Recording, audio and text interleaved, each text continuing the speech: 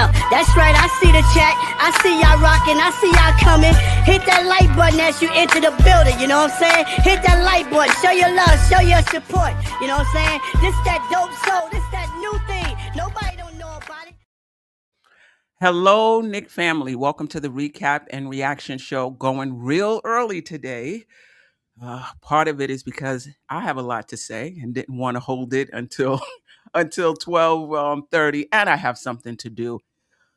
The Knicks with the reverse belt to ass last night, losing for the third time to the Detroit Pistons at Madison Square Garden. They were down their two centers, and the Knicks, I thought, matched them, and in terms of defense for like maybe the first half, maybe not so much the last, I don't know, few minutes of that half. And then Detroit, um, Detroit pulled away, and we'll talk about it during the show. I know a lot of Knick fans feel like Detroit has weaknesses, and they do, but so do the Knicks. And that, oh, let's just wait to the playoffs. We'll show them in the playoffs. And Detroit is legit. And in my opinion, at least right now, they are a better team than the New York Knicks. Really dialed into their game plan and their identity and how they like to play. We'll talk about it more. I'm going to leave some meat on the bone. Cade Cunningham was surgical last night, and we will talk about him. And I'm not saying that the Knicks can't beat them in a 7-game series, but what I am saying is they are legit. And I don't think as Knicks fans, we can continue to make light of what they're doing in the regular season and feel like because we lost to Detroit last year in the regular season and we lost to Boston in the regular season and beat them in the playoffs, that the same thing is going to happen this year. There's no guarantees. And the last thing I want to say, and I'm calling it early, I think it's best to probably wait till the end of the season, but I'm calling it early. Mike Brown is not an upgrade to Tom Thibodeau. I'm sorry. Does he do things different from Tom Thibodeau? Absolutely. Does he do things different from Tom Thibodeau that I like? Absolutely. Schematically, getting the best out of his best players, getting the best out of this offense, rotation wise, lineups wise, when it's all said and done, and again, I'm calling it early, when it's all said and done, I think we're going to come to the conclusion that he is not an upgrade on Tom Thibodeau. Now, are players playing less minutes? Absolutely, and I like that. Is Brunson off the ball more? Yes, he is, and I like that. Is he playing more of the young players and not putting them in positions where we're counting on them, but put them in positions where they can grow without the pressure of being counted on? I think that's the best way to bring young players along. Is he doing that? Absolutely. And I like that. Right? Is he more um, uh, forthcoming in press conferences? Yes, he is. And I like that too. But I'm not going to conflate and confuse difference with better. I'm not going to do it. And this is not just based on last night. I've been holding it and I've been holding it and saying, you know what? I'll know better in the playoffs, right? I'll know better when he's in a situation where he has to make adjustments and from game to game and within games and lineups and things like that. I will know better at that time. So let me just hold out. But me personally, am calling it early. He's not an upgrade on Tom Thibodeau. Tom Thibodeau is a tier 2 coach. And by that meaning, not the best of the best. And Mike Brown is a tier 2 coach as well. not the best of the best. And when you have top tier 2 coaches, lineups mean that much more. Talent means that much more. And they still have to do some things to help themselves as well. This is just where I'm at, and I hope to God that I am wrong. I hope that at the end of the day, we're sitting here as NBA championships and Mike Brown was just brilliant in the playoffs. I will come right back here, and I called it too early. I was wrong. Mike Brown is better than Tom Thibodeau, and Mike Brown was the one that made it happen for New York.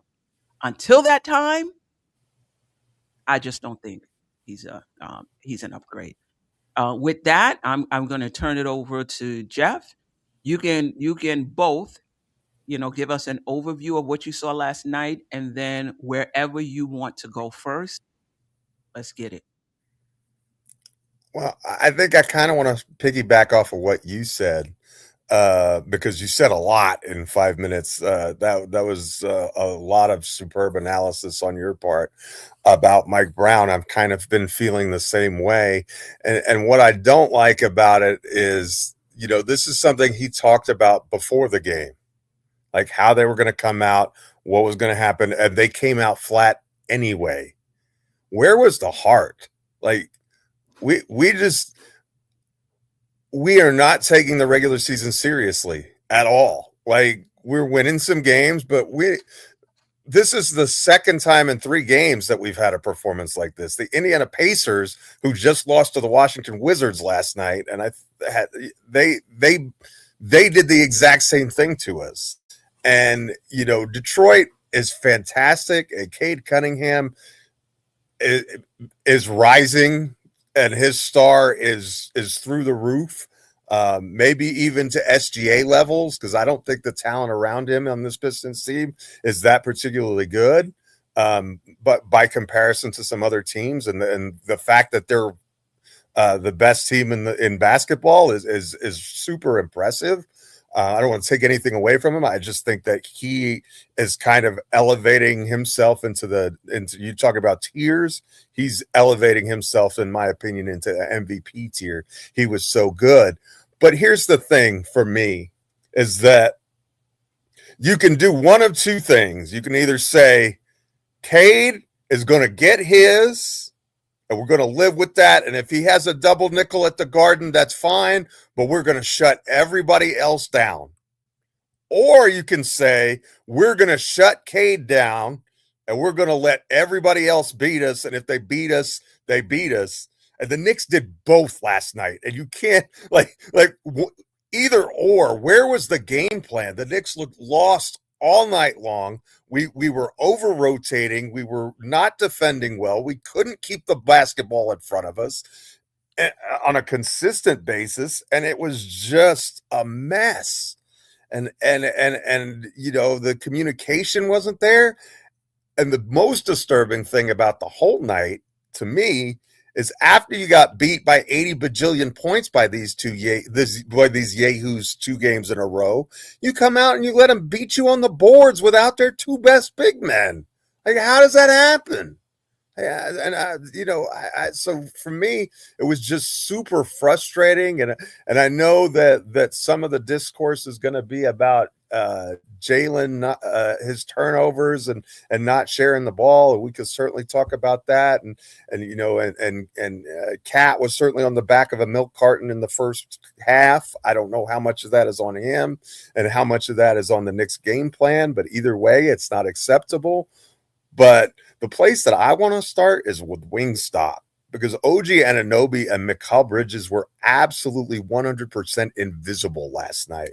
And if you want to say that OG's toe was bothering him, then don't play, because it's almost like he sat again because he was so ineffective and terrible out of. And I know plus minus probably says he was +1, but I mean he was 3 for 13 from the field. I think he was like 1 of 8 from 3. And not impactful on the defensive end at all. He just got cooked. And Bridges was no better. Like he was getting cooked on the regular too. And so, but if you're going to have Defensively, I think you can even throw Josh Hart in there with that Absolutely. group as far as So that's like $100 million worth of players who absolutely were a no-show in a game against a team that we like. This should have been an important statement game to you, and without their two big men, this should have been a game that they win pretty easily, and we win pretty easily, not one that they dominate us. And so I don't know if they have to look in the mirror. I don't know if it's a personality thing. I don't know what it is, but this Knick team is a first round exit with the way that Bridges and OG played last night. We cannot sustain with those two having that kind of effort and being that poor on both sides of the court. Well, I'm going to piggyback off of your last point. And I've said this, I can't tell you how many times. The Knicks process is not good. And when you come up against good teams who can take things away, the sign of another good team is that you find a different way to be impactful and to win. Something that I thought the Knicks did earlier in the season. No more. So the Knicks are really good second chance points, offensive rebounds, second chance points, 3-point shooting. They took that away. The Knicks were 8 for 35 or 8 for 368, whatever it was. Some of that was Detroit, but some of it was the Knicks getting open shots and missing them. So it was, it was both. So you're not. Can you tell me what the points in the paint was? Did the Knicks at least win points? And now Detroit I think it was really even. good at points. I think it was points in the even. paint. Okay, so they're going to take away what you do best, which is your 3-point shooting, and you're not taking away what they do best. You're matching them, which is not good enough if they're taking away what you do best. And on top of that, they're shooting better and hitting more threes, winning in an area of the game that's supposed to be your bread and butter. They're not a good 3-point shooting team efficiently. I think they got 39 points from 3-pointers. The Knicks got 24 or something like. I mean, that's the difference in the game, Queen, right there. We lost by 15 points. I mean, you just recap over. Like we still have a show, but I'm just that's it right there. Right. You hit it in a nutshell. They came out and they were better at what you're supposed to be better at. To your point, game.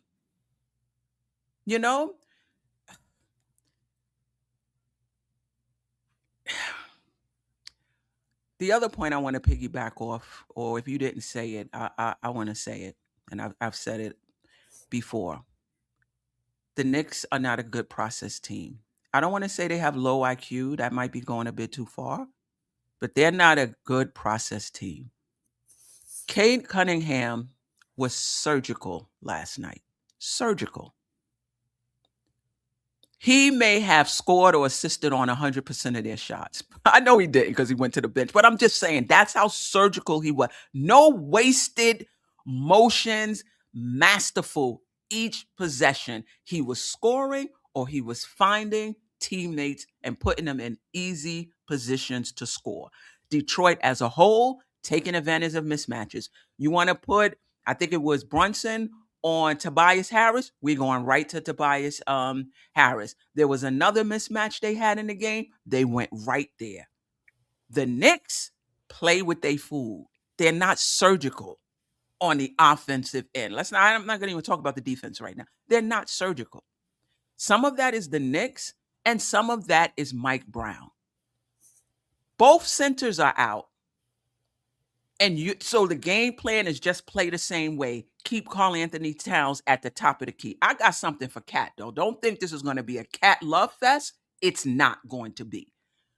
Two things can be true.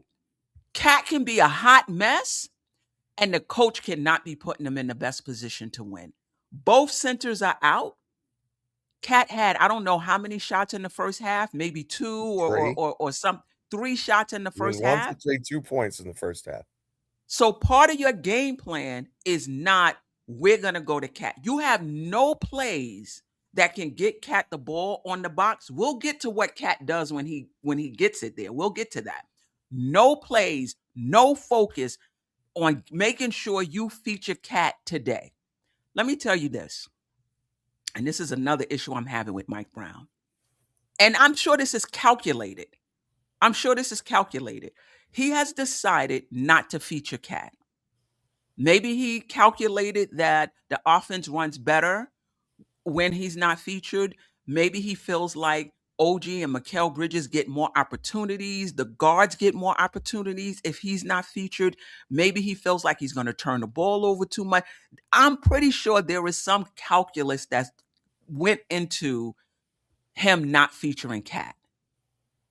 But whatever it is, in my opinion, I just think I disagree. I know I'm just a fan. I don't have all of the lineup data and everything that he's working from. I feel like it is an error. Because if part of your calculus was that you're going to count on Mikal Bridges and OG Anunoby to step up in the playoffs, when the defense is as tight and everything is ramped up and the lights are brighter, if that was part of your calculus, I'm not with you on that. In the playoffs, you need players that, even though they're at the top of the game plan, they're going to still come through for you. And OG and Bridges ain't it. So whatever went into his decision, I disagree. I disagree with it. Cat, even if that is his decision, should have been featured last night at least. Second thing, Cat, when he does get going, he gets sloppy. When he does get going, now he wants to drive from the top of the key and put it behind his back. Like, relax. All right, you hit a few good shots. You're getting it going. Focus in. Focus in. So now he has an advantage on Reed. Your advantage on Reed is not at the perimeter trying to drive past him. And he came up with an incredible block. Right? That's not your advantage on Reed. Your advantage on Reed is in the post, not even backing him down Shaq-like. Just turning around and shooting over the top. So I feel like Cat does too much and not enough at the same time.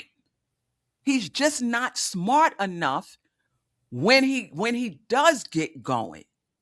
You know, I got a small person on me. I'm taking them down low. Whisper to the point guard. Hit me down low. Whatever play they got, we run in 2F the next time. I got a small on me. And then he gets it down there, shoot over the top. I got a big on me. They put the center on me. Now I'm going to drive. Like, he's just not there in terms of this year. Last year, I thought he was much better at this. Reading what they're giving him and what they're not, and taking advantage of it. He was not good last night, but neither was Mike Brown as far as featuring him. Because if he featured him, then you could say this is all on Cat. They featured him. He was in the game plan. They got him the ball in advantageous spots, and he just wasn't hitting. That's all on Cat. Both were true last night. Both the game plan, in my opinion, and Cat were hot messes last night. Sorry, Geoff. I'm coming in a little hot today. No, me too. I actually 100% agree with you. The only thing I will add to that is I thought he did play well in the third quarter. Like in that stretch, we were down 12 to start. It's after Detroit scored to start the third quarter, and then he almost went on a personal run to cut it back with a 2. And then whatever we did during that run, we stopped doing the rest of the way. We're like, okay, we're just not going to do that anymore. Let's just go back to what was making us lose by a dozen points. And, and so that was super frustrating. And I agree with you about Towns. It's like, yes, I want him to get the ball more, but no, I don't want him trying to go behind the back and turn the ball over. He had 2 massive. I know we were down 11 again, but he had 2 massive turnovers in the fourth quarter. That's just brain dead stuff. Like, come on, man. But again, they had Paul Reed and what Tolu Smith. Like, I think that guy spawned in for the game. I didn't even know that he existed until then. Like what is going on here? And those two guys thoroughly outplayed Mitchell Robinson and Karl Anthony Towns, and that can't happen. Absolutely. And Robinson was absolutely invisible. Like as bad as Towns was the best center we had by a long shot last night. I thought Robinson didn't do a blasted thing in his time on the court. I mean, I guess he had a few points, but in terms of being a rim protector, a deterrent, force on the glass, he was none of those things. And Detroit did an outstanding job blocking out all night long, but particularly on him, and didn't and did it with one guy. It's not like they had to gang rebound like gang box out like some teams have to do because they can't stay in front of him. They had him locked up, and he was non-existent too. And that's really, our bench was awful and their bench was fantastic. If you really look at the game, they got fantastic contributions from everyone off their bench. And we didn't get, I think our best bench player was probably Landry Shamet. And I know he hit some shots in the fourth quarter, but I felt that was garbage time. I thought when the game was in the balance, Shamet didn't play well. I mean, he was part of the reason we were 1 for 17. That's not an exaggeration. We shot 6% from three in the first half. You don't win ball games like that, especially when you're giving up 50, 40, 80 on the other side. And here's the thing to me. Detroit is a super physical team. Like I call them the Seattle Seahawks of the NFL. And what of the NBA rather. And what I mean by that is when Pete Carroll was the coach in Seattle, he instructed the Legion of Boom, pass interfere on every single play. Because most of the time, the refs aren't going to call it. Right? And so I really feel like Detroit is comfortable giving up more free throws to their opponent, and we did shoot 8 more than them. But ironically, we actually got called for 2 more fouls than they did, which is stunning considering how with the degree of physicality with which they played was. Can really, I add this? Go Can ahead. I add this real quick? Mm-hmm. They're number 1 in the league in giving up free throws. So I mean, sending players to the line. So how much of that was, the Knicks being super aggressive and getting in the key and drawing a foul and putting the pressure on them, and how much of it was Detroit just doing what they usually do, and the refs were calling it. Yeah, absolutely, 100%. And so the Knicks have to find a way to deal with this physicality, because teams not everybody can do what Detroit does, because they have a unique brand, but we have to figure out how to respond when teams get physical with us, and because that's what playoff basketball is. And right now we look mentally weak as a team, in my opinion. Like, we don't have that. Like, I saw it during that 2-9 stretch to start the calendar year. I saw it against Indiana, and it reared its ugly head against Detroit again last night. We just have these stretches where we're not mentally tough, we're not focused, and I think we take on the personality of our coach, to be honest with you, because I'll tell you what frustrated me most about Mike Brown, above all else, and I thought the game plan was awful because he had a week to prepare, and he made no adjustments. He in fact, and if he did make adjustments, they all ended up going in the opposite direction. And then at the end of the game, he's smiling like a butcher's dog, like palling up with Bickerstaff. Get out of here with that mess. You just got whipped by the number 1 seed in the conference by 25 points, and you're laughing and joking. Like, no. I don't care. Handshake the guy, show some good sportsmanship, but don't be happy that you got a whipping. Like, and I think this team takes on that personality. I think they're okay with it. It's like, it's just 1 of 82. But look, the Cleveland Cavaliers are now tied with us for the 3rd spot. We lost another game in the standings to the Celtics. You mess around, and you're going to find out you're going to be in the 5th, 6th position, and then you're going to be on the road in the first round of the playoffs.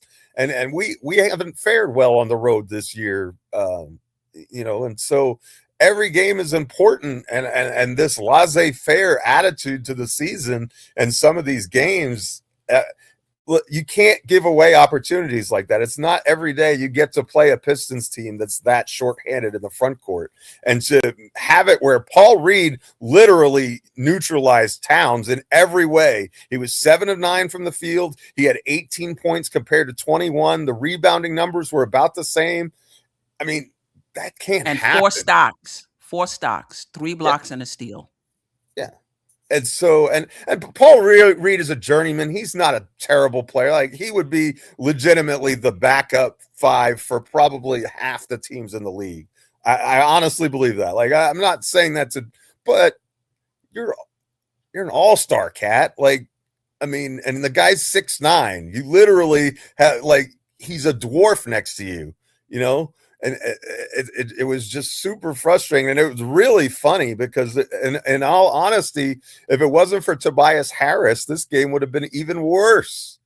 Because did you know that outside of Tobias Harris, who went 4 for 16 from the field, the Pistons as a team shot 57% from the field outside of his 4 for 16? That's crazy. And I think it was even really good from 3. And I think they were 12 of 23 from 3-point range without Harris too. So Harris' ineptitude on the offensive end was about the only saving grace the Knicks had defensively the entire night. And I should say it's from the middle of the second quarter on, because they actually were playing decent defense up till probably 6 minutes to go. As you said rightly, about 6 minutes to go in the second quarter is kind of when they let go of the rope defensively. For whatever reason, I don't know. You know, it just kind of felt like they got punched in the mouth, and they're like, okay, well, we're going to stay down. You know, and then fake comeback time in the fourth quarter with, 6 minutes left or whatever. Oh, now you're going to play? Like, where was that intensity to begin with? Like, if they had played like that the entire time, I think they're fine. But, it's just super frustrating. And I think it was a 13-point game. And Detroit, it was like with 6 minutes left, you get a stop, but you don't get the rebound. They get the offensive rebound. They kick it out. Cade misses again, gets the rebound again, and then he hits that step back over Sohan, which I'm not even going to kill Sohan for. Like, if those are the shots that you're forcing Cunningham into and he makes them, you tip your cap. What you don't want to do is let him in the paint, which, he had a good block at the end of the third quarter, and you can kind of see why he's a nice piece that the Knicks wanted to add. But, we can't depend on Alvarado and Sohan to be like, those are role players. It has to come from inside within our core 8. Our top guys have to come, bring the energy, the lunch pail, the hard hat every single night. You can't just let other teams just walk into your building and just ramrod you and dominate you like that. I get what you're saying about Alvarado and Sohan, but this is what happens with other teams. They get a push from their bench. They get a push from, a guy who comes in for spot duty. And so, no, we shouldn't be relying on them. But I thought last night Mike Brown should have went to Sohan a little sooner. Now, I get it. He may not be up to speed in terms of what we're trying to do offensively. And he did look like he didn't really know what to do on the offensive end. And that may have been why he didn't get a lot of time. But even if you don't use Sohan, and either it was Dwayne Wade or Van Gundy, one of them said it, you got to give him different looks. The look can't be a steady diet of OG Anunoby with the missing toe. Like, that can't be the game. And then once he's cutting them up, and OG Anunoby is one of our most physical defenders. He looked like a straw man against Cade Cunningham. Just really bumped him and was able to get his space. Alvarado saw a possession on him, who's really small and pesky. But Cade missed the shot. Maybe it was luck. Shamet was on him for a possession, probably on a switch. Cade missed the shot. Again, maybe it was, maybe it was luck. But you got to show him different looks in terms of personnel and different looks in terms of schematics. And to your point, maybe they were saying, we're not gonna do anything different on Cade. We're just gonna shut everybody else down. But you didn't do that. So it was shut hard anybody else down. So it was hard for me to figure out what's the game plan on Cade. Just let him rock, shut down everybody else. Well, if that's not the game plan, then you need to show him different looks. And even if it was the game plan, it's not working. What's the adjustment right now? The other thing I would want to say is a team can look bad and look like they're not trying if there's breakdowns if there's breakdowns on the defensive end. That could take a lot out of you emotionally, but it can also look like you're not trying. I just want to put up Nick Nation's point. Appreciate you rocking with us as always, part of the fam, the collective. We cannot guard the pick and roll. We cannot slow players down on coming off screens from getting downhill. Our defensive principles are trash, and part of that is Karl-Anthony Towns.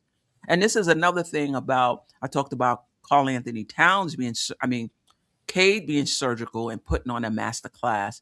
Detroit also, they had a game plan, and you could see what that game plan was, and they executed it. And part of it was, we're going to put Karl-Anthony Towns in pick and rolls, and we're going to get whatever the hell we want. And they did. The other key to them is they have somebody that can make it difficult for Brunson, even though Brunson was efficient last night. He did have 6 turnovers, but Cade had 5, right? So I thought Brunson was efficient. I did not think Brunson was aggressive enough. In my opinion, I think that whatever that game was 2 games ago, where he took a lot of shots in the third and fourth quarter and people was complaining or whatever, I don't know. I feel like he's been just more playing within the flow of the offense. If it comes to me, it comes. If it doesn't, it doesn't. I might take a shot or 2 out of the offense, but no big deal. That's how I felt about Brunson. But the point is, they have somebody that can make it difficult for Brunson. They have personnel that can take the other players out of the game.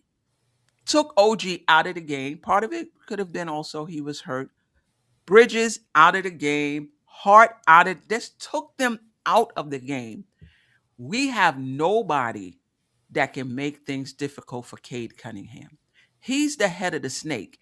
Everything goes through him. We have nothing for Cade. And that's going to be, if we do meet them in the playoffs, that's going to be different. If you can't stop Cade Cunningham and they can limit your best players, it's going to be a tough series. A couple things that I think that one of the differences is that they can play Jalen Brunson one-on-one. Absolutely. Right? So if you're playing Jalen one-on-one and they're playing Cat one-on-one, everybody's single covered and they don't have to bring 2 to the ball, then you're not getting any rotations. And if you're not getting rotations, we know that those guys aren't going to create off the dribble, right? That's not any of their skill set. I mean, Alvarado couldn't make 2 with a pencil last night. 3 with a pencil, actually. He did make his 2s, but he was 0 for 5 from 3, but he did have 5 assists and 2 turnovers. So he had a decent floor general game, in my opinion. Defensively, I just think he's too small and too unathletic versus that team. I don't think that's a good matchup for him specifically, but and that's probably why he was minus 12 or minus 13, whatever he was last night. But they don't have to double team anyone.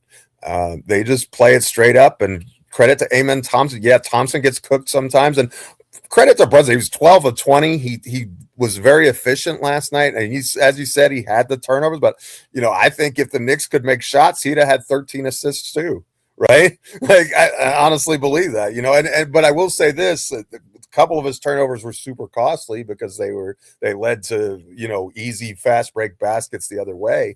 But I thought on one it was because Towns didn't come meet the ball on the pass, and he just kind of stood there and waited for it, and the Detroit player came and met the pass instead and was off to the races. And so but you know, and the thing is, Cade Cunningham is a high turnover player.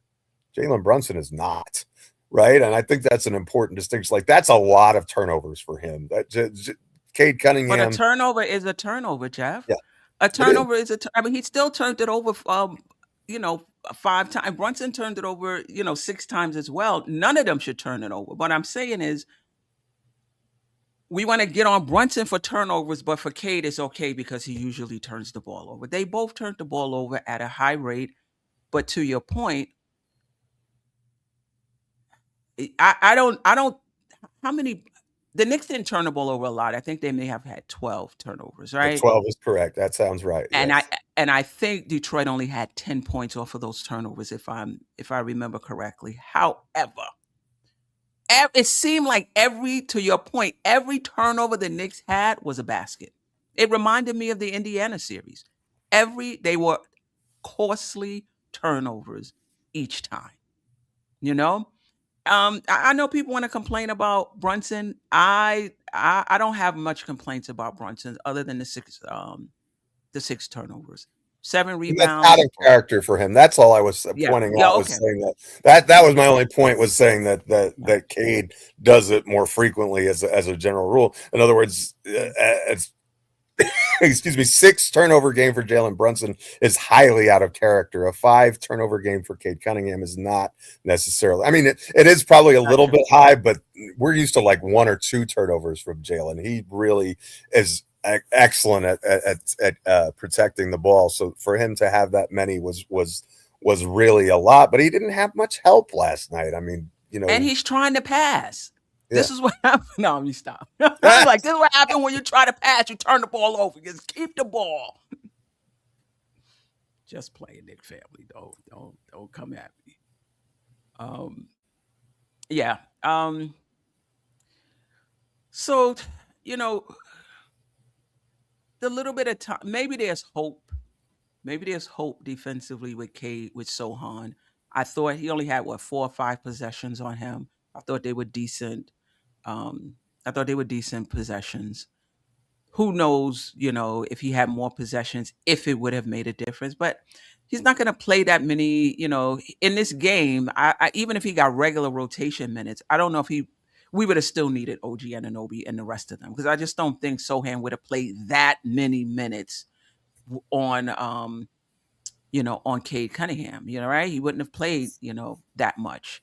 So one thing that they did, which is kind of a switch from some of the strategies that they've had previously, at least it is in my mind, maybe you remember this better than I do.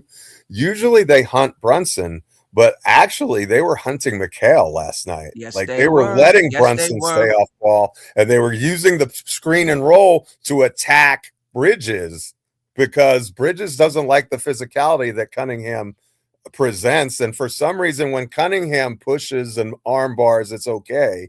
When Towns does it, it's automatic offensive foul. But when it's a guard and when it's Cade, it's fine to do. You can clear out that space with that bump and that contact and not get a call. It must be nice. But you know, he's a big guard, and he just ate Mikal's lunch last night, and everybody else's too. It wasn't, I mean, as you said, Alvarado had 1 good possession on him, and Sohan had the great block at the end of the 3rd quarter, and maybe a possession or 2 besides that, where you'd say, you know, like I said, when he hit that step back 3 over him and was jawing at him, I thought that was actually a decent possession, because I think that's a difficult shot, and you know, if it makes it, then you tip your cap. You know, but you know, you can't have Cade shooting 5 of 11 from 3 on you. Like that's the area of his game that's not like that's an outstanding. You know, if he's going to shoot over 40% from beyond the arc, plus do all the other things, and the 13 assists, and that's the thing. The Knicks tried to blitz him a lot early on, and it was a disaster because he's so tall. He just passes over the top, and so and he's really good decision maker, surgical, as you said, really.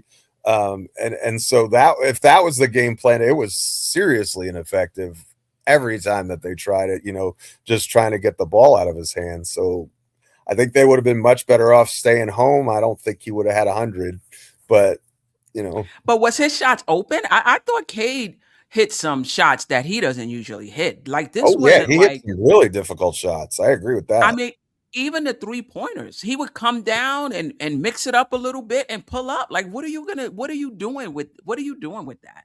Like Well, those 3-point shots weren't like they passed it around and it came to him and he was wide open and he created those 3-point shots. If Cade Cunningham is gonna be 5 of 11 from three, it's a wrap.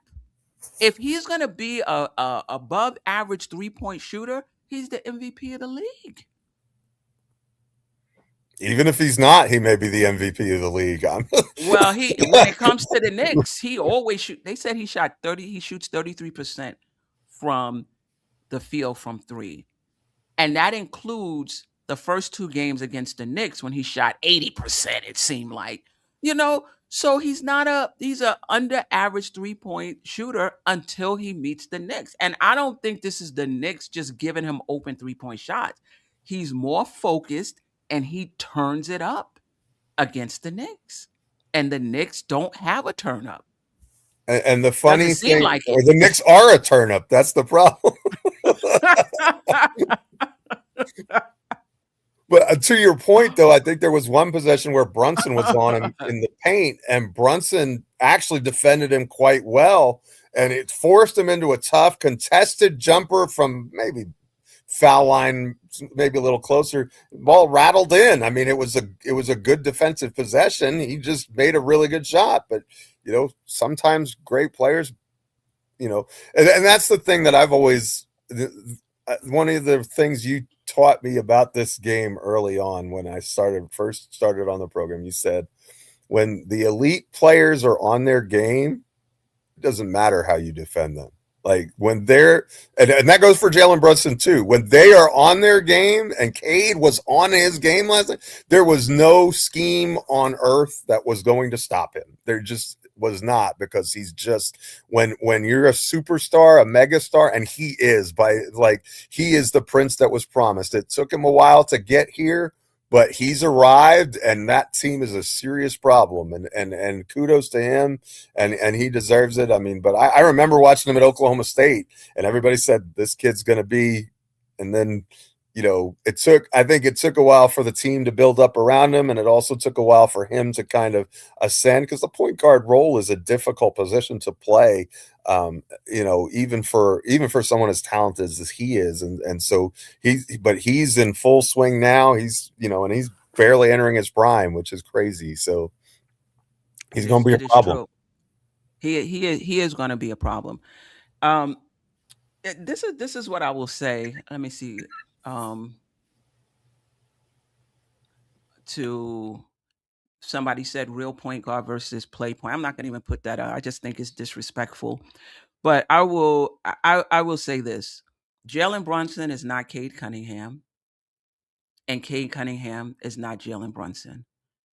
Jalen Brunson doesn't have to be Cade Cunningham, but Jalen Brunson does have to improve his decision making, and I think that's what it comes down to.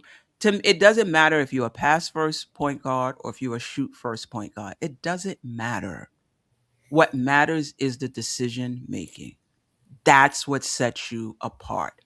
I've seen shoot first point guards be maestros because of the gravity that they have, right? And they get on it and we got to do something with this player. Now we got to double team, we got to stunt, we got to do this, do that. And they do that, and now they switch it up. Stephon Marbury was a good example of that. Right.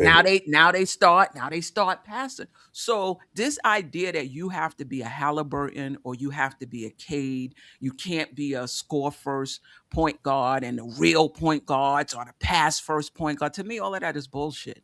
It's not about that. It's about your floor game. It's about your decision making. It's about, particularly if you have the ball in your hands a lot and you want to win a championship, you got to get to maestro level. And that's what I'm seeing from Cade Cunningham. His decision making, his command of his team, and his command of the offense is getting to maestro level. Now, let's see what happens in the playoffs. Now, I've talked about the weaknesses of Detroit, but the team has to be good enough to exploit those weaknesses.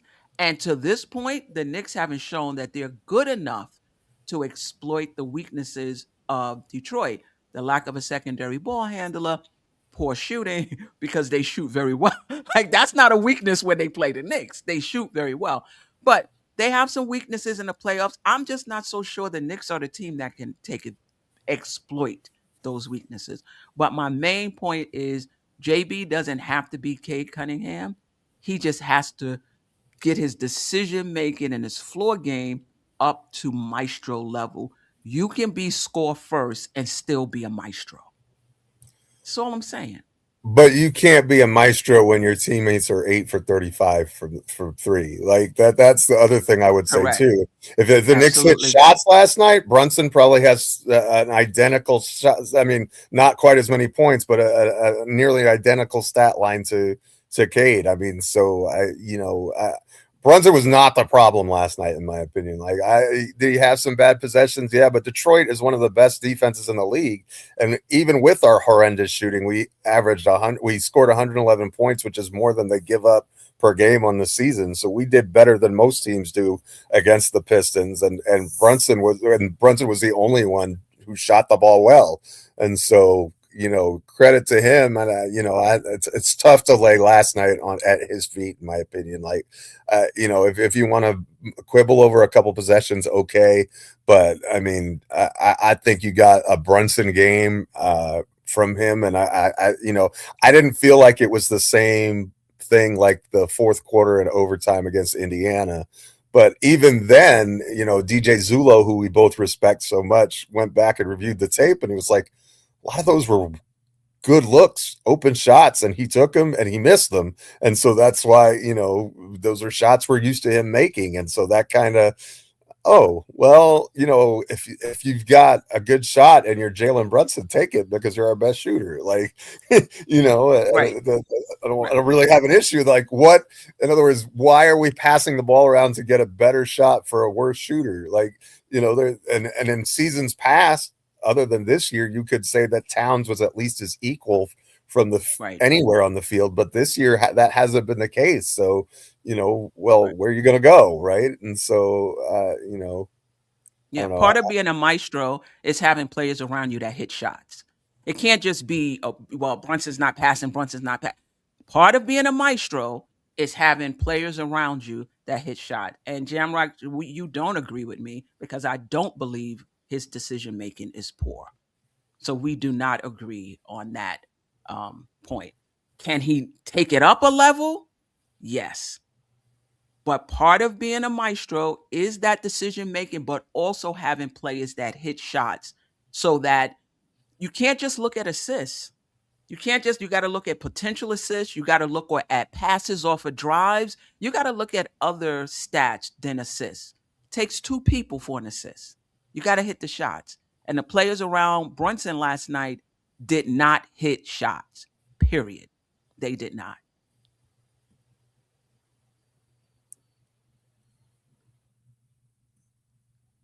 Yeah.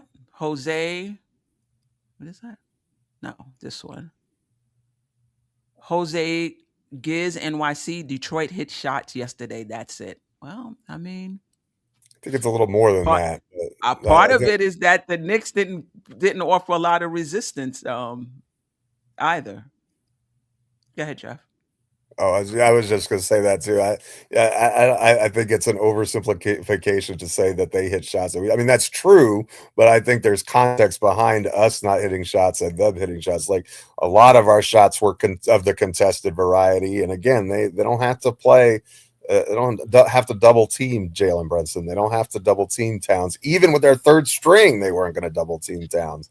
Which, but Towns isn't a guy you're going to double until he's, maybe in the paint on the move, so you get somebody in front of him so he'll get called for the offensive foul, and nobody else on our team really does. It's kind of interesting. He would have been a disaster defensively, but it might have been a night where we could have used Jordan Clarkson offensively, and maybe in a lineup, put him around defenders like Sohan and, some of our other better defenders and give him a shot to work a little bit. I don't know. I'm not saying that definitely would have worked, but it just seemed like a night where the Knicks struggled. I mean, I know we scored 111, but we struggled to get the shots that we wanted. And Clarkson is a guy who thrives in those situations sometimes, but he's also a guy who's glued to the bench from now until eternity, I have a feeling. So moot point, I guess. But I do want to answer this from Groovy226. Who is a 6-foot maestro in the league right now? And yes, size matter. Size doesn't matter when it comes. And I appreciate you. I appreciate you being here. I appreciate when it comes to being a maestro, that's about decision making. So you have to be a certain size to make good decisions. You have to be a certain size to raise your floor game. I don't get it. Am I missing something, Geoff? I don't know. I think the 6 foot thing is way overblown. Like the 6 foot didn't stop him from having an efficient night last night. Like the guys who are over 6 foot couldn't defend Cade Cunningham last night either. I mean, most of the time we had a 6'6" or 6'8" guy on him and we couldn't stop him. So like I agree with what you said. I think that was maybe the best point of the morning is that Cade Cunningham and Jalen Brunson are different players. They both affect the games in different ways. They both have different strengths to their game and different weaknesses to their game. And, Cade got the best of him last night. There's no doubt about that. But that doesn't mean that even that Brunson played poorly. I think JB had a decent game. So, to me, like I know we all want to make it about that because that's that's the big Monday morning quarterback kind of a story. But look, Cunningham's a fantastic player. And if Jalen Brunson was 6'6", he'd be the MVP, right? Like without question. Like you give him a half a foot, he's the MVP without a doubt. Like people doubt him and disparage him because of his size, but I don't know that it's necessarily fair. But Geoff, even if he was 6'6", his decision making and floor game would still have to improve. Like if he was Brunson right now, I mean, I don't think it's his size that's is the issue that people are making it. 100%. You said it beautifully. That's an excellent statement and point. Absolutely, 100%. Very, very, Yeah. very well spoken. And I'm not saying his floor game is poor. I'm not saying that. I'm just saying that if you're going to have the ball in your hands and you want to win a championship and you have the ball in your hands a lot, your decision making has to be like top. Now, we talked about this 2 seasons ago. Three seasons ago against Miami. Against Miami, remember? Yeah. I'm like, it's going to be interesting to see how Jalen Brunson's floor game evolves. Because if you're going to be the best player on a championship team and have the ball in your hand a lot, your floor game is going to have to be on point. So I think it's gotten better. I know Jerrell was saying, I don't know. Shout out to the big fella. Anybody like, I don't know about that. But it hasn't risen the way Cade Cunningham's floor game has risen. Yeah. And I think it's more impressive from Cade because I think that I mean, it didn't show last night, but I think the Knicks have better offensive players than Detroit does. Like you have to do more to get them in a position to score than you do some of our plays. Like not last night, but overall, I mean, the last night aside, the Knicks are a potent offensive attack. Like really, they have a lot of skilled offensive players, at least in terms of shooting the ball. And I don't. That's not a luxury that Detroit really has. And I find it fascinating that Kevin Huerter doesn't even get off the bench. Did you see that? That was their trade deadline edition. He literally doesn't play, and you'd figure that they could use his 3-point shooting, but they're like, no, the defense is more important to us. And not that he's a cone defensively, but they have other guys who can really lock in defensively, and so he just doesn't get any time at all, which was surprising to me because I actually thought that was a good pickup for them than a guy who could help them, and maybe he will later on down the line. But I figured if there was any game he was going to play, last night would have been it. Yeah. Some of the comments I'm not putting up because I have them starred so that when we get to the comment section, Geoff and I can talk about it. So don't be disheartened if you're not seeing your your comments. Some of them we're gonna talk about. Um, Anything else you want to talk about? I think you hit it on the head when you talked about wings to stop. I called them burnt wings, and I included Josh Hart in there as well. So we talked about that. We talked about Cat and Mitchell Robinson together. I mean, you touched on that point as centers compared to their third and fourth string center, which thoroughly outplayed both of them. And, we give Mitch his flowers. Oh, we need to sign him to an extension. We can't let him go when he has um, uh, uh, out of this world defensive effort. And I think we still have to call him out when he doesn't have an impact or much of an impact. And this was one of the games where Mitchell Robinson did not have much of an impact, and they were able to neutralize him with their third and fourth string And he center. does that You know, sometimes. That's that's the story of his career. But I do think we need to get to the chat, and I've yeah, said enough, I think. So let them speak. I'm yeah, yeah. Shout out to Kim Dog, Wiz. What's so good about this morning from a Knick fan's point of view? You're right, because I think this is like a coming to Jesus moment or a mini coming to Jesus moment where you like, maybe, maybe this team, for those who felt like they weren't legit and it's just, we was without our players and blah, blah, blah, blah, blah. Now we're at full strength without Deuce. They're down two. We're at Madison Square Garden and we get smoked. Right? You got to start now. It's like reality starting to set. It's starting to set in for some Knick fans. Um, Groovy JB cannot be our best player if we're looking for a chip. A lot of people feel that way. I would say I disagree. I think it depends on who you have around him, but I agree that his floor game has to go up a notch. Your thoughts, Geoff? Anything you want to comment on? Yeah, I think 100%. I actually really agree with you on that. That I think it's possible that he could be. If we are going to get to that next level, it may be that he won't be though. Like there's a certain guy who's in Milwaukee right now who I think that the Knicks will Right. aggressively pursue this offseason if things don't go well. So, and perhaps even if they do go well, but so I think maybe the Knicks are even thinking the same thing, and I think that's where some of that talk materialized before the season began, and I think the Knicks genuinely wanted to see what they had with and if just the coaching change would make the difference, and it doesn't look like. I'm not saying no coach could make the difference, but it doesn't look like Mike Brown is the coach that's going to make the difference at this point. Yeah. And I said this a bit earlier in the season. I think the Knicks' best shot at winning the championship is to pair Brunson with a shooting guard that's a combo guard that could defend the point of attack and can also handle the ball and run action. So that way you got a point of attack defender in that backcourt with him, and either one of them can initiate the offense. And somebody with size. I really think that's the Knicks' best opportunity to win, and that player doesn't have to be better than Brunson, but I just think that that's the best player to put around next to Brunson. Jersey Rick, 4225. I don't like this team, especially Cat. He has to go. I agree with what you said about Mike Brown. This team is soft. Okay. All right. Paul Mason, I appreciate you.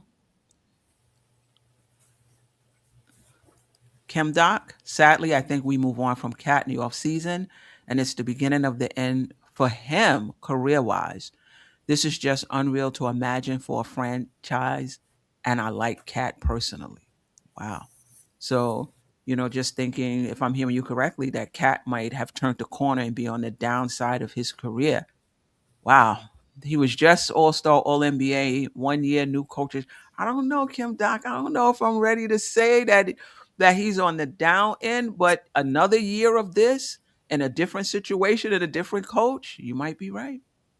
You might be Yeah, right. I just think you got to utilize him properly, though. If one thing, if we were maximizing uh, what his diet of shots and those sorts of things, and that's all that was, and we were failing, but we're clearly we're doing the opposite of that, right? We're focusing more on the guards, and he's playing a role and he's sacrificing, and so I have a lot of respect for what Towns is doing, and that's the way that I see it. You're free to disagree, but I think that Towns is sacrificing his offense for the good of the team, and I think it reflects in what he said last night. He was like, the offense is the way that it's been all year. He's doing what he's asked and tasked to do. And so, if it comes to him, it comes to him. If it doesn't, it doesn't. Well, that's the way Mike Brown wants him to play. If that's how coach wants you to play, then you got to play that way, whether, whether it's ideal for your game or not. I think he's been one who's really sacrificed. And I think it shows because his rebounding numbers for the season have been elite, and that's, to me, says it's a player who's still playing hard and engaged and locked in. So, I think we're a little bit down on Cat, but I think it's as much a Mike Brown issue as it is a skill issue. Okay, Chris Gotti, 279. Why he has smaller guys guarding Cade, OG, Sohan, and Diawara should be on him. Yes, Diawara is a rookie, but he has length. He has length. I would have tried. First of all, I would have tried it. To your point, Chris Gotti, I would have tried everything. I would have put Rick Brunson out there. I would have. I would have tried Rick Brunson. I would have tried. How he did. He won us that with Allen Houston and Cat and Brunson. He was right. The shooting stars. You're like, I'm ready to put him back out there. But Diawara is kind of light, and he does have the length. But Cade is physical, man. He's physical. Yeah. And But I would have tried it. Yeah, I would have tried. Who is this? Kadeem Wright, 6095. No player, no matter what size, can win with this supporting cast and coach. Okay. So a little down on a coach, a little down on the supporting players. Paul Mason, out hustled, outplayed, and out coached. We can't match their physicality, period. Not for an entire game. That's what it looks like. Not for an entire game. Then you got to find another way. Right? If you can't match their, you know what it reminds me of? It reminds me of the way that we were to Cleveland in the playoffs a couple of years ago, is the way Detroit acts toward us now. Like they just push us around and we just can't handle it. Kadeem Wright, Curry, Zeke, all went to the finals. Yeah, but Curry is special. Isaiah Thomas, that was back in the 80s. Like, there's always going to be an excuse until you get it done. I mean, I get it. I get it. And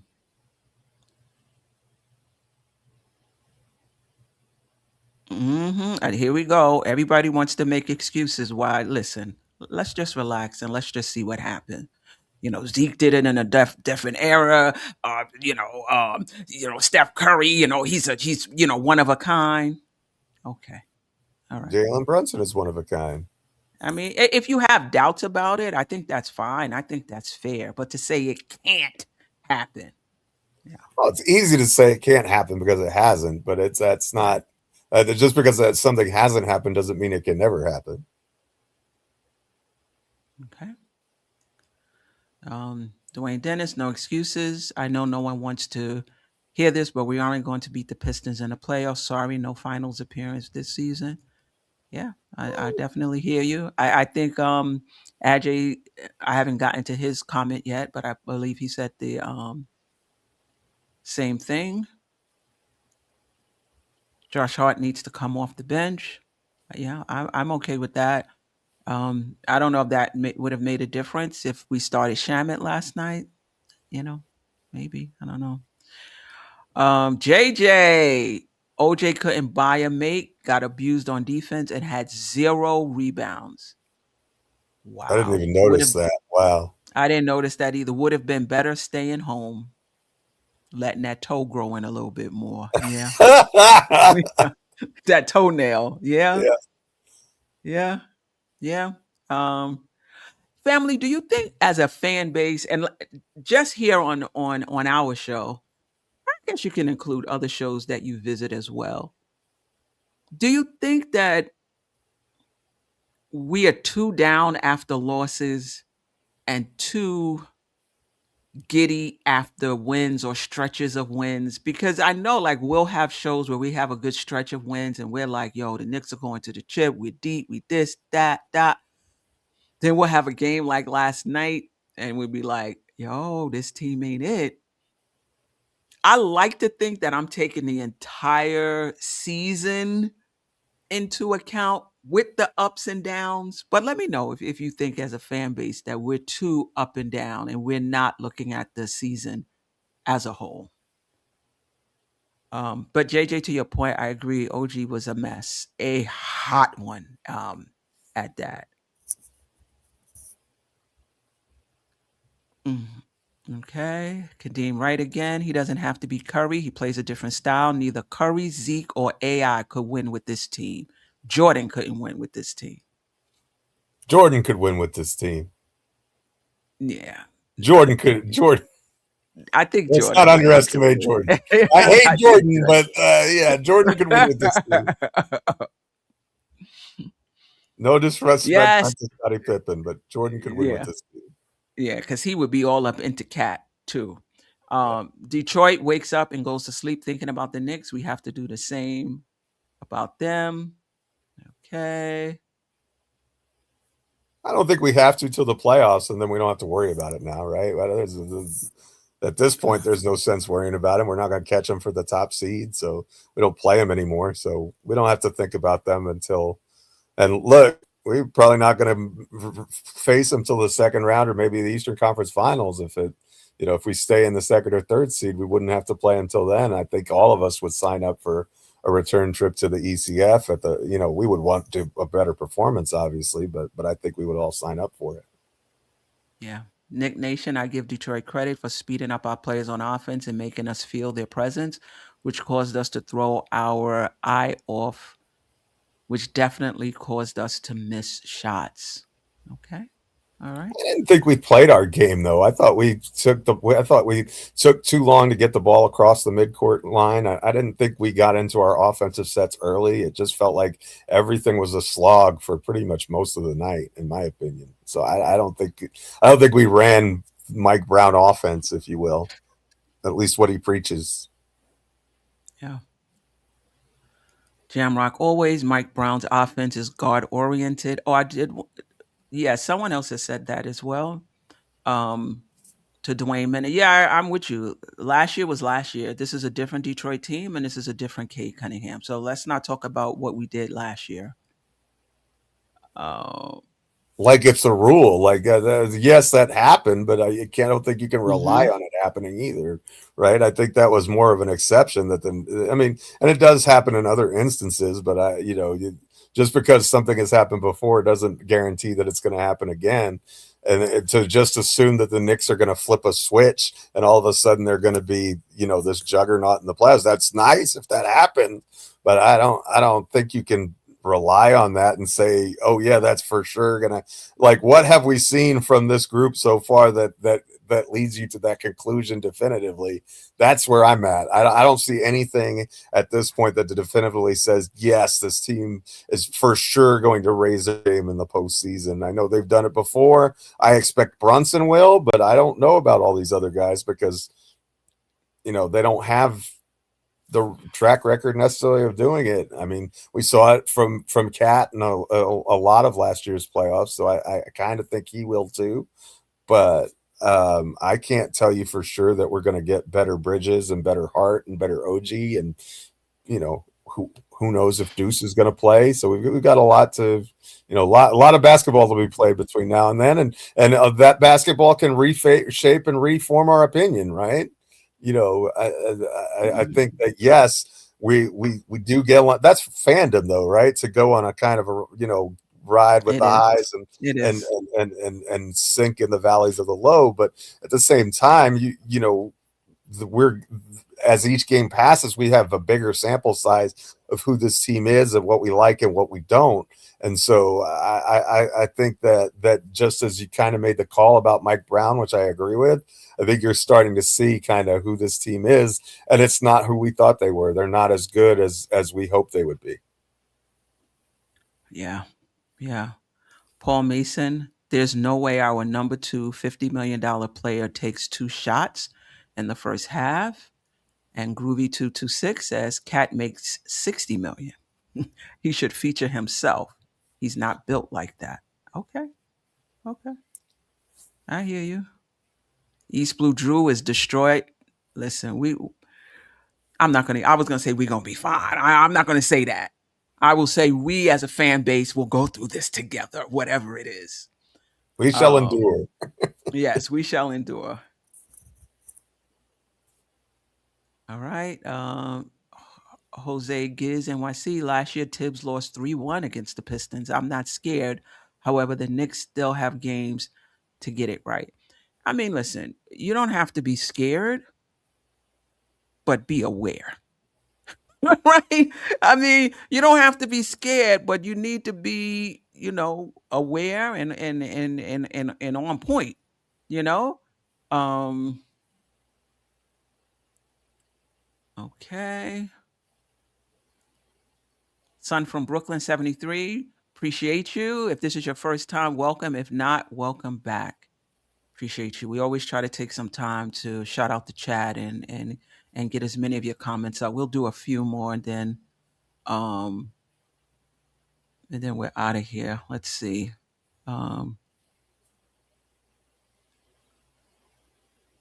Okay. Trying to get some other voices here. Walter White, why did Brown run double big against them? And they were down their 2 bigs? I didn't understand that. And we made no defensive adjustments. Yeah. I definitely didn't yeah, as far as the defensive adjustments, for sure. We need to explore on taking out Hart of the starting lineup. His energy will be better coming off the bench. We need better defense and size around Brunson. This is what we have moving forward. But who's the better? I'm fine if they want to bring Hart off the bench. But who's the better defense and size around Brunson that we have on the team right now? Good question. I mean, Shamit and Deuce, when he's back, would provide better defense, but they're not going to provide size. I guess Sohan would provide defense and size. Yeah, but now your offense is Dude, that's opening up a whole other can of worms, I get, but you're right. Yeah, But yeah. I'm just saying, if you want defense and size in the starting lineup, that's about the only avenue we have to get there right now, isn't it? Yeah. Wayne Peterson, I know people don't want to hear that, but it may be time for this front office to do a major pivot this offseason. I would wait until well, obviously they have to wait until the playoffs, but I would say they may pivot depending on how the Knicks show in the playoffs. Yeah, they will pivot depending on. Yeah. I think that's a fact. Either it's going to go the way that we want it to go, and if it doesn't, I think that changes are coming, and not just one player. I think Bridges is in danger, Towns is in danger, Robinson might not be back. There could be a several changes, I think, heading into next season if things don't go the way that we hope they do in the playoffs. Yeah. Jerrell, appreciate you. As a fan base, yes, we go up and down like a seesaw from week to week.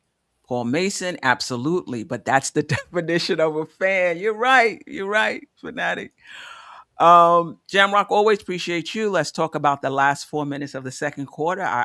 Listen, there's nothing to talk about. I thought the Knicks defensively were strong up to that point. And they just weren't able to hold the rope. And I think that's the difference between a team that lives there defensively. That's their identity. That's what they do. and a team like the Knicks who have Visits improved. there on occasion. Like They visit on occasion. Yeah, yeah, yeah, yeah, yeah.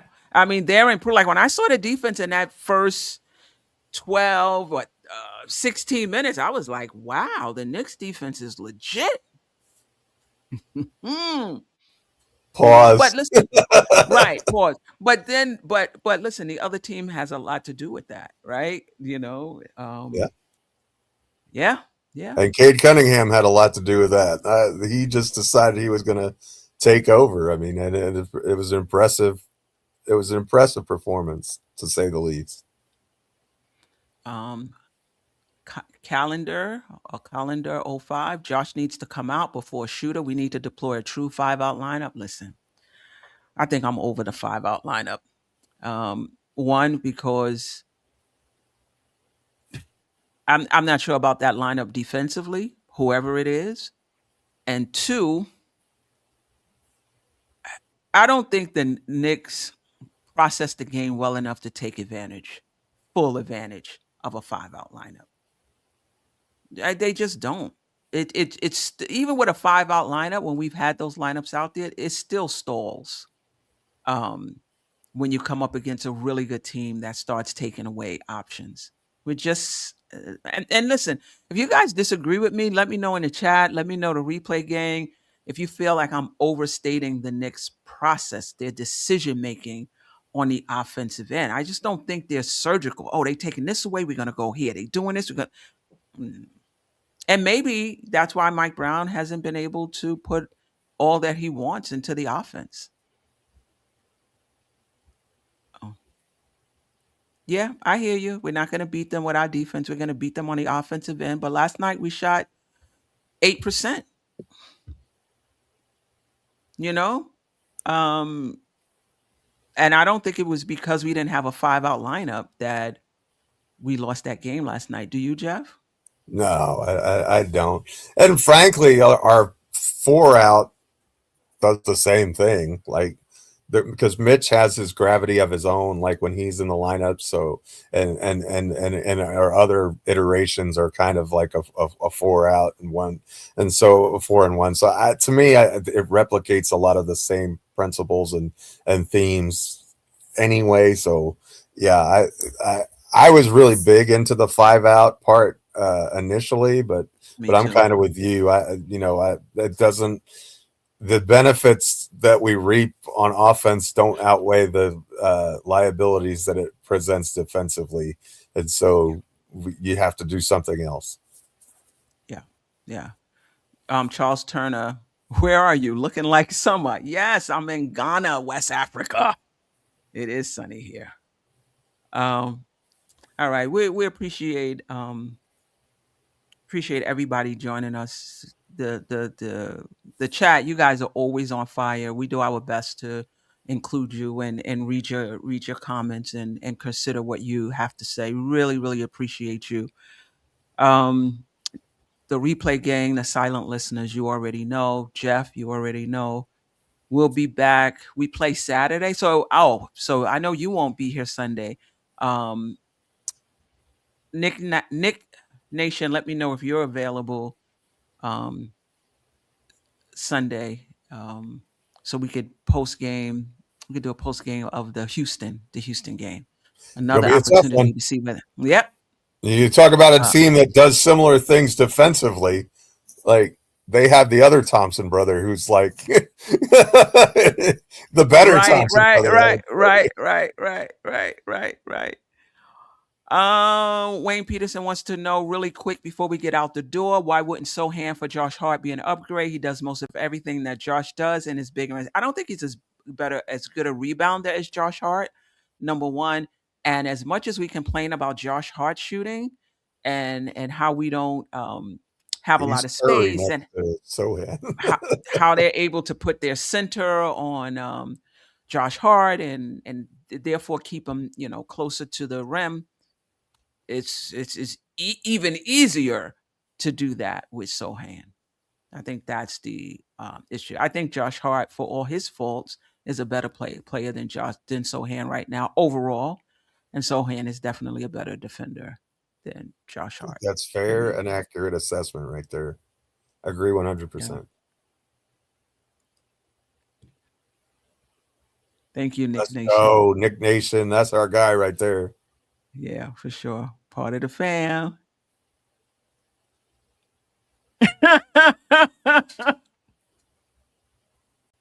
Let me tell you something. Latoria B, she ain't ducking no smoke.